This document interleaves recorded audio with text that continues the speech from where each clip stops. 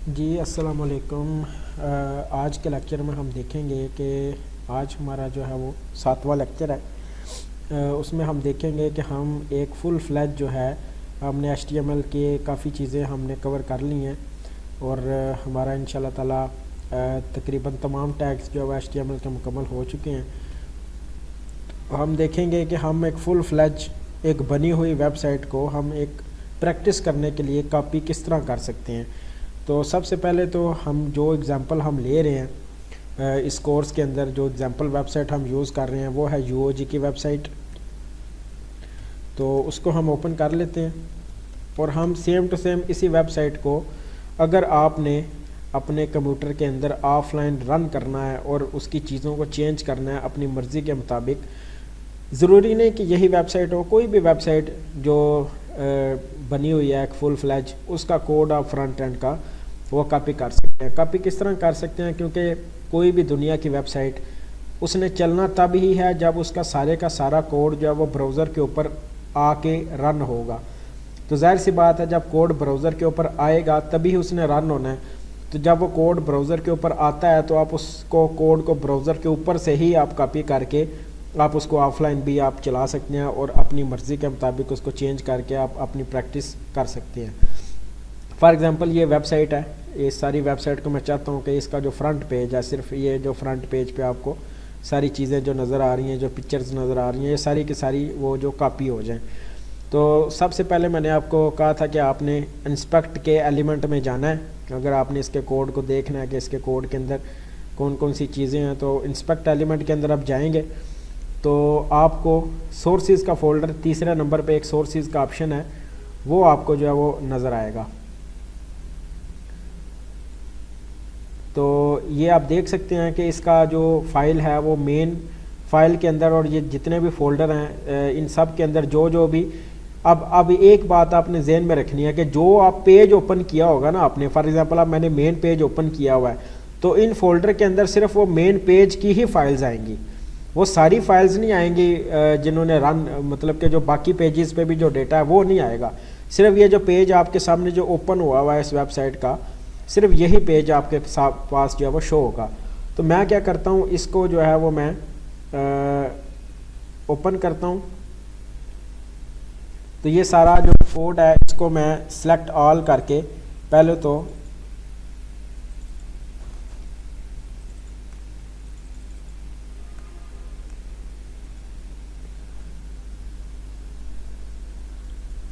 इसको मैं save as करता हूँ। तो इसकी एक्सटेंशन जो है वो मैंने .html की रखनी है।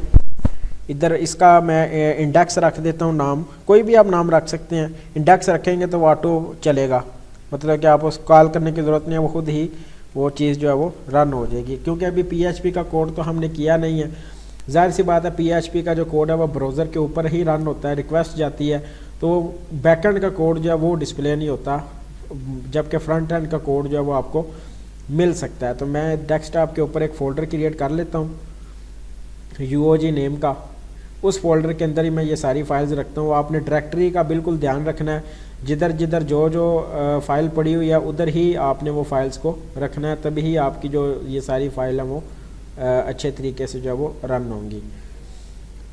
तो सबसे पहले मैं एक फ़ोल्डर क्रिएट करता हूँ, उस फोल्डर का नाम मैं रख देता हूँ UOG, और उस फोल्डर के अंदर ही मैं ये इंडेक्स वाली फ़ाइल को जो है वो कॉपी करता हूँ। फाइल को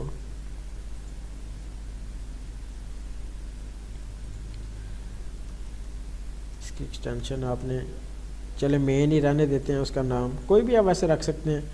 इस UOG के अंदर मैं इसको सेव एज करता हूँ। अब उस फाइल को जाके देखता हूँ कि वो फाइल जो है वो रन, अब इसको मैं ओपन करता हूँ नोटपैड के अंदर। तो आप ये देख सकते हैं कि इसका सारा कोड जो है वो आपके पास आ चुका है, मगर ये रन तभी होगा जब इसकी फाइल्स जो रिक्वायर्ड हैं वो आपको नज़र आएंगी। फॉर एग्जांपल मैं इसको चलाता हूँ तो ये बिल्कुल सही नहीं चलेगा, ये सारा कोड जो है वो बगैर, क्योंकि CSS की फाइल्स भी नहीं है, जावास्क्रिप्ट की फाइल्स भी नहीं है। आप ये देखें, ये CSS बूटस्ट्रैप के यूज़ कर, ये दरअसल एक लिस्ट है जो हमने पढ़ी है पिछले लेक्चर में। ये लिस्ट को ही यूज़ करके उसने मेन्यू बनाया हुआ था। अब ये सारी चीज़ें थी, अभी आप देख सकते हैं कि बिल्कुल भी ये ठीक तरीके से जो है वो डिस्प्ले नहीं हो रहा, क्योंकि इसकी फ़ाइल्स जो हैं वो मिसिंग है। अब हम जो इसकी फ़ाइल्स हैं उनको हम देखेंगे। सबसे पहले तो CSS का फ़ोल्डर है इसने बनाया हुआ। सबसे पहले हम ये जो फ़ोल्डर्स बने हुए हैं इनको हम देख लेते हैं। सबसे पहले CSS का फ़ोल्डर है। इसी तरह ही आपने एक मेन फ़ोल्डर के अंदर एक फ़ोल्डर बनाना है CSS का। जिस तरह उधर फाइल्स पड़ी हुई हैं सेम टू सेम उधर इधर भी आपने सेम टू सेम वैसे ही रखनी है। सबसे पहले CSS, उसके बाद इमेजेस का फ़ोल्डर है। इसी तरह आपने फ़ोल्डर्स को क्रिएट करते जाना है। अब ये आप देख सकते हैं कि ये स्लैश का मतलब क्या है। स्लैश उसके आगे एसेट्स लिखा हुआ है, इसका मतलब है कि इमेजेस के फ़ोल्डर के अंदर एक और फोल्डर है जिसका नाम है एसेट्स। तो इसी तरह ही हम उस फोल्डर के अंदर जो है वो एक और फोल्डर बना लेंगे, उसका नाम बिल्कुल सेम टू सेम रखते हैं ताकि जिधर जिधर उस फोल्डर का लिंक दिया हुआ वो हमें चेंज ना करना पड़े। वैसे तो हम अपनी मर्ज़ी के फ़ोल्डर भी बना सकते हैं, मगर सेम टू सेम नाम मैं इसलिए रख रहा हूँ ताकि उनका जो है वो हमें नाम ना चेंज करना पड़े। जाहिर सी बात है, अब सारी फाइल्स के अंदर उसका लिंक दिया होगा उन्होंने, तो इसको मैं जो है वो देखूँगा। अब जावास्क्रिप्ट का फ़ोल्डर है और उसके बाद लेफ्ट नैव फाइल्स FIES लिखा हुआ है। वैसे तो फाइल्स है, स्पेलिंग की मिस्टेक हो गई है। एक और फोल्डर है JS का, वो मैं जो है वो क्रिएट करता हूँ।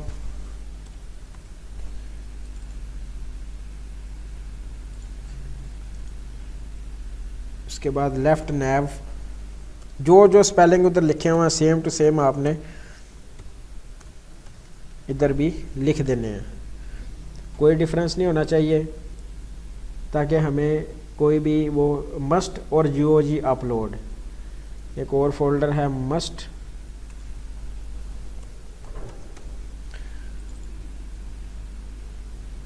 उसके बाद एक और फोल्डर है जिसका नाम है GOG और उसके अंदर एक और फोल्डर है जिसका नाम है अपलोड।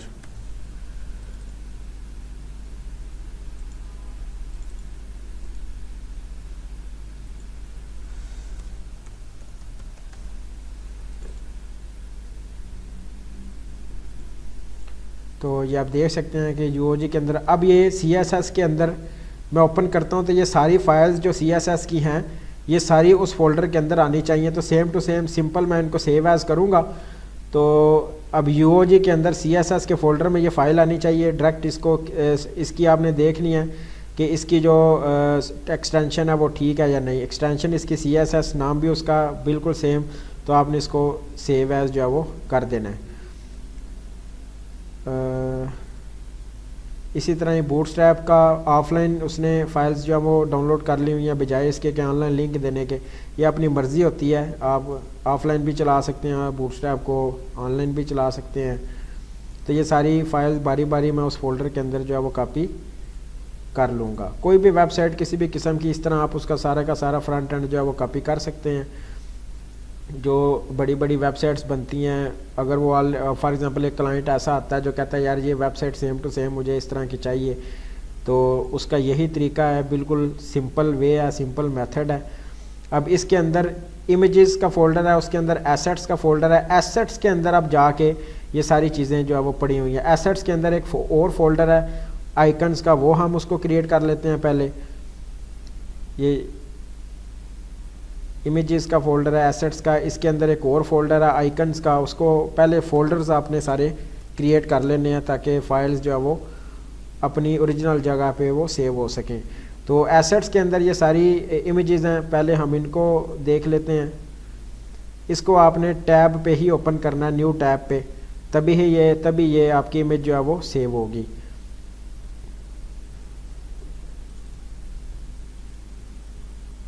तो इधर मैं जिधर जिधर वो इमेज पड़ी हुई है,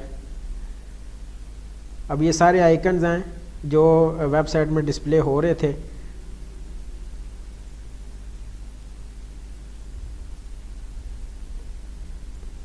ये बारी बारी आप इनको जो है वो कॉपी करते जाएं।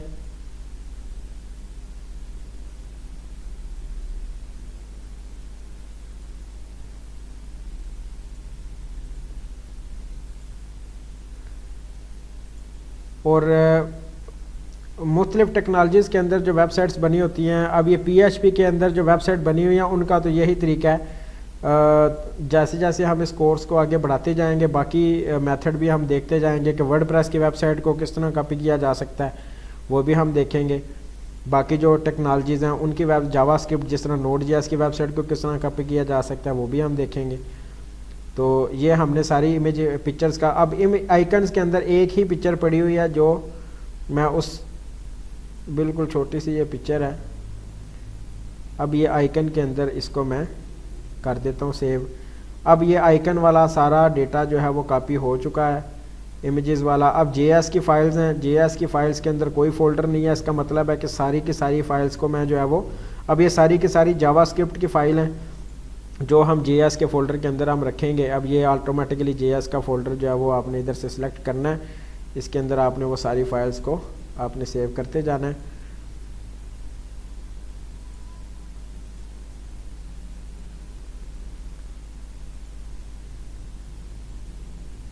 तो ये जावास्क्रिप्ट का लेक्चर, हमने पिछले लेक्चर में जावास्क्रिप्ट को देखा कि किस तरह हम बटन के पीछे एक्शंस और फंक्शंस जो लगा सकते हैं, ये ऑटोमेटिकली बने हुए सारे फंक्शंस हैं, तो इनको भी आप देख सकते हैं।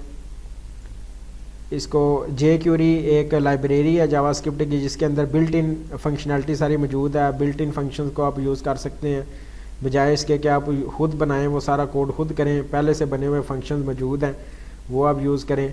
अब जिस तरह अब लेफ़्ट नैव के अंदर एक JS की फ़ाइल है और 2 CSS की फ़ाइल्स हैं, तो लेफ़्ट नैव के अंदर ही उसको जो है वो आप सेव कर दें इन सारी चीज़ों को।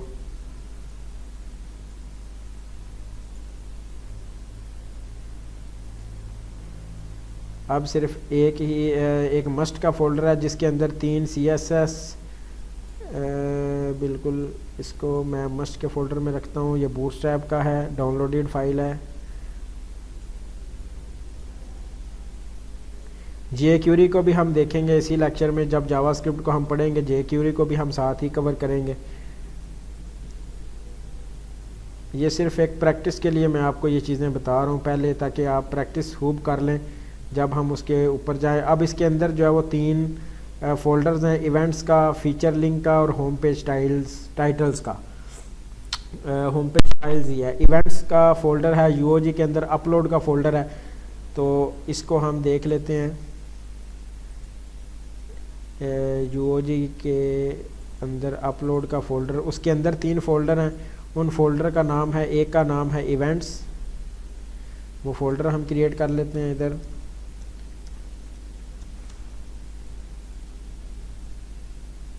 उसके अलावा फीचर लिंक्स है, फीचर लिंक्स।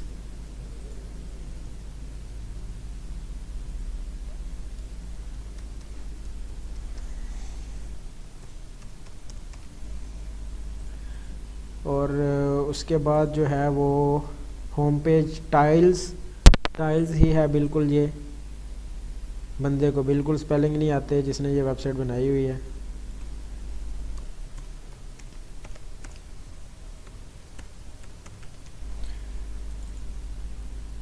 अब ये हमारे फोल्डर जो है वो कॉपी हो चुके हैं। अब सब इवेंट्स के अंदर हम जाते हैं, इसके अंदर 3 पिक्चर्स मौजूद हैं।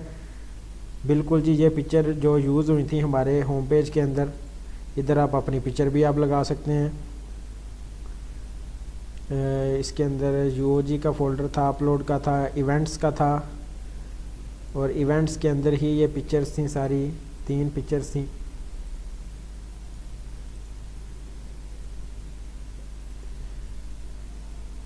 बिल्कुल भी नाम नहीं आपने चेंज करना, जो नाम इधर रखा हुआ है वही नाम आपने रहने देना, ताकि हमें कोड के अंदर कोई चेंजेस ना करनी पड़े।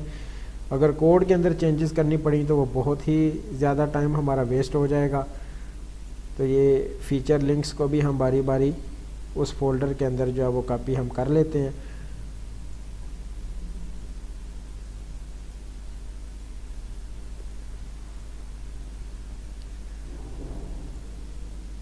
कुछ ये जो एक्सटेंशन का भी ख्याल आपने रखना है, जो एक्सटेंशन इधर मौजूद हैं सेम टू सेम वही आपने उधर भी आपने सारी रखनी है।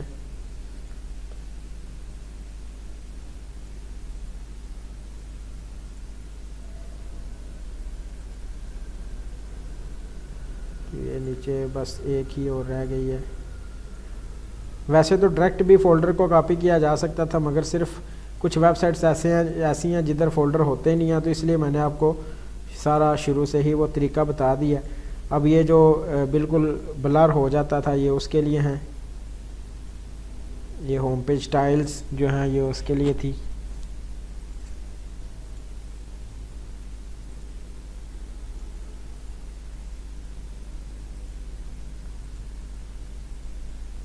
इसको बारी बारी हम कॉपी कर लेते हैं।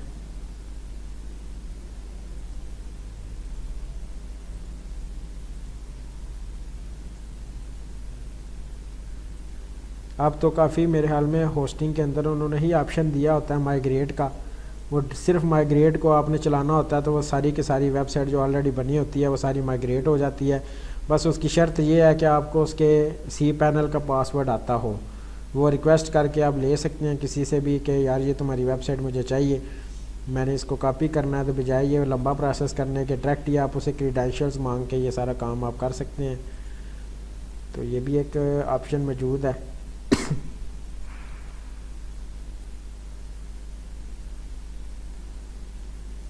मेरे हाल में एक ही फ़ाइल, हमारी 4 फाइल्स रह गई हैं।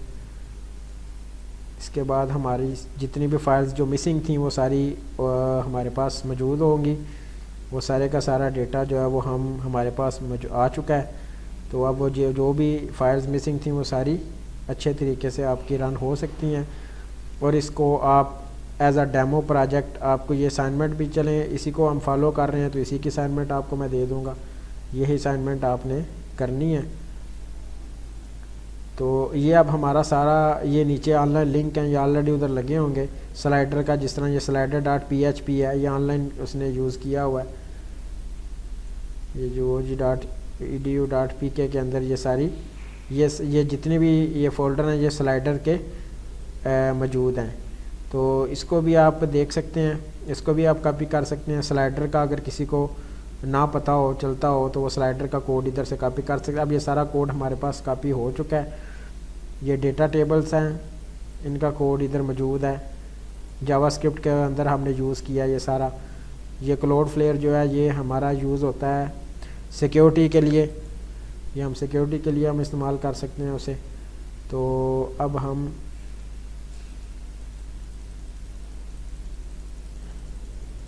सारे टैब आपने क्लोज़ कर देने हैं।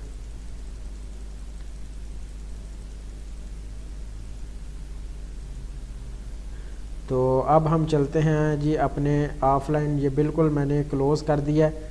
अब मेरे पास कोई भी ओपन नहीं है, कोई भी चीज़ ऑनलाइन वाली। अब मैं इसकी मेन फाइल के अंदर जाऊंगा, इसके मैं लिंक देखूंगा कि वो लिंक जो है वो ठीक तरीके। अब ये देखें, ये हमने 3rd लेक्चर या 4th लेक्चर में रिलेटिव लिंक पढ़ा था, ऑफलाइन लिंक किस तरह देने हैं। फाइल पाथ का आज हमने पिछले लेक्चर में सारा पढ़ा है। तो इसका मतलब है कि ये ऑनलाइन जो सर्वर है उसके अगले फ़ोल्डर में पड़ा हुआ था, जबकि हमारा इसी फोल्डर के अंदर ही वो फ़ाइल पड़ी, जिधर ये फ़ाइल है HTML की, उसी फोल्डर फाइल के साथ ही वो फोल्डर है। तो इसलिए हम ये स्लैश को काट देंगे। इसका मतलब ये है कि जिधर ये HTML की फ़ाइल पड़ी हुई है उधर ही लेफ्ट नैब फाइल्स का एक फ़ोल्डर है जिसके अंदर ये फ़ाइल मौजूद है। तो इसका लिंक आपने सिर्फ ठीक कर देना है। बाकी ये लिंक जो है वो क्लाउडफ्लेयर का तो ऑनलाइन जो लिंक लगा हुआ वो तो ठीक है। अब ये देखें, ये CSS हमारी अप्लाई नहीं थी होनी क्योंकि वो उसका एड्रेस ही गलत था, तो ये भी एक गलती हो सकती थी। तो उसके बाद ये ऑनलाइन लिंक को आप काट के ऑफलाइन कर दें, क्योंकि ये मस्ट का भी हमने कॉपी कर चुके हैं। तो क्योंकि मस्ट की सारी फाइल्स हमने कॉपी कर ली हैं, इसलिए ऑनलाइन भी असेस कर लेगा वो, क्योंकि बूटस्ट्रैप भी असेस करनी है तो ऑनलाइन लिंक से ज़ाहिर सी बात है नेट चाहिए होगा। अगर नेट के बगैर आपने सारा चलाना है तो ये ऑनलाइन लिंक को ख़त्म कर दें। इसका मतलब ये है कि हमारे पास ऑफलाइन सारा कोड मौजूद है, हमें ऑनलाइन उसको असेस करने की ज़रूरत नहीं है। तो इसको आप सेव कर दें। सेव करने के बाद ये जावास्क्रिप्ट के भी लिंक हम ठीक कर देते हैं। उसके बाद हम जो इसमें उसने मज़ीद चीज़ें देखी, ये तो चलें इंटरनल CSS है, इसका तो ये तो इम्प्लीमेंट होनी ही होनी है। बाकी हम देख लेते हैं कि कोई ऐसी लिंक जो है वो ना हो जिसका एड्रेस गलत हो, क्योंकि एड्रेस अगर गलत हुआ तो वो चलेगा ही नहीं।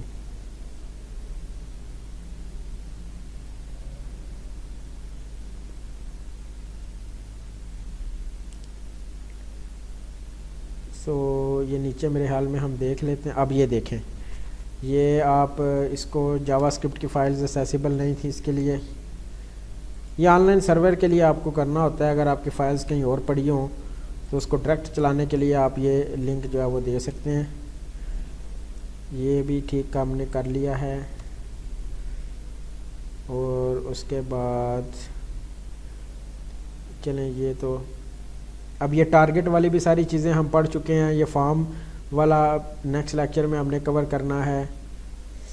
बाकी इसमें जो PHP की चीज़ें हैं उनको हम बाद में देखेंगे। अब हम मेरे हाल में मेरे मुताबिक तो ये बिल्कुल ओके है। अब हम इसको रन करके देखते हैं कि ये रन होता है या नहीं होता। अब इसको रन तो होना चाहिए वैसे। अब ये देख सकते हैं कि काफ़ी हद तक जो है ये चल रहा है, मगर इसमें काफ़ी चीज़ें मिसिंग हैं कुछ। अब ये देखते हैं कि ये चीज़ें क्यों मिसिंग हैं। मेरे हाल में जो इमेजेस के लिंक्स हैं वो सही नहीं लगे।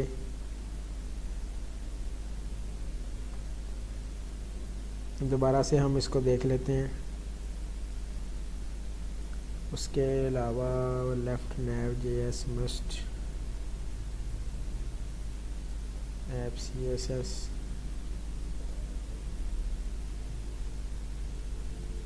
हाँ जी बिल्कुल, इमेजेस प्लेस होल्डर,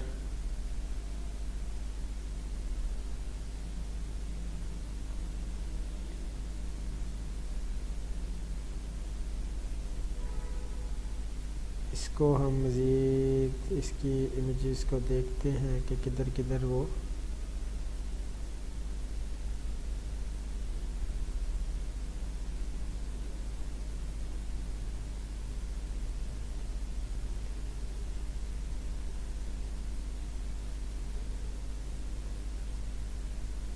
ये जिस तरह इसने आई फ्रेम का टैग इधर यूज़ किया हुआ है, इसको आप देख सकते हैं।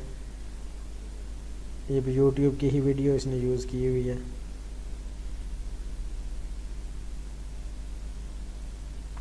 मेरे ख्याल में वो जो स्लाइडर का मैंने आपको बताया ना, वो भी हमें कॉपी करना चाहिए था। ये सारे पेजेस को बारी बारी आप कॉपी कर सकते हैं, तरीका मैंने आपको बता दिया है।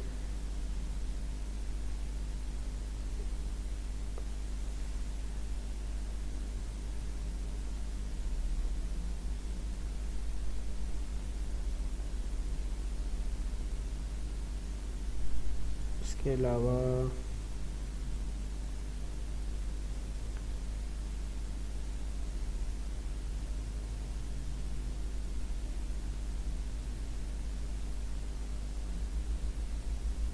जिस तरह इसका लिंक तो लगा हुआ है ऑनलाइन ही,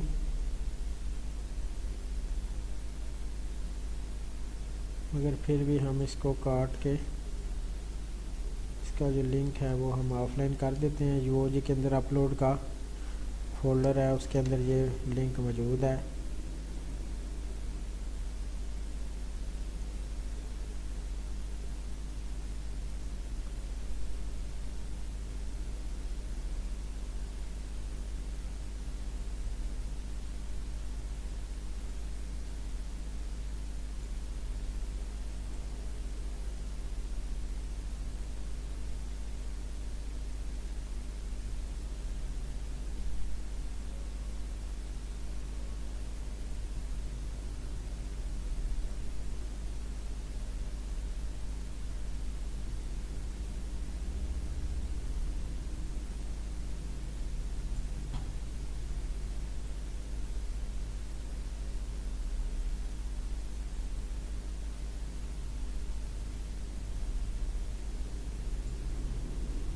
अब जिस तरह आप ये देख सकते हैं, ये जो पिक्चर शो नहीं हो रही थी, इनका ये लिंक नहीं ठीक लगा हुआ था, जिसकी वजह से ये शो नहीं हो रही थी।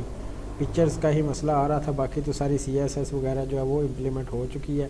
ये सिर्फ आपने इधर से लिंक इसके ठीक करने हैं तो वो सारी चीज़ें ठीक होती जाएंगी। जैसा कि फॉर एग्ज़ाम्पल ये जो भी मैंने चीज़ें ठीक की हैं, अब ये देख सकते हैं आपके ये जो ठीक हुआ है वो डिस्प्ले होना शुरू हो गया है। तो ये स्लाइडर जो नहीं आ रहा, इसका मैंने आपको बता दिया, लिंक सारा CSS इसकी आ चुकी है वापस। उसी तरह ये आपने स्लाइडर का वो जो फोल्डर मैंने आपको दिखाया था, उसी तरह आपने इसको कॉपी करना है। बाकी इसकी चीज़ें जो है ये सारे लिंक्स ठीक करेंगे, जैसे जैसे ठीक करते जाएंगे वो सारा शो होता जाएगा आपको।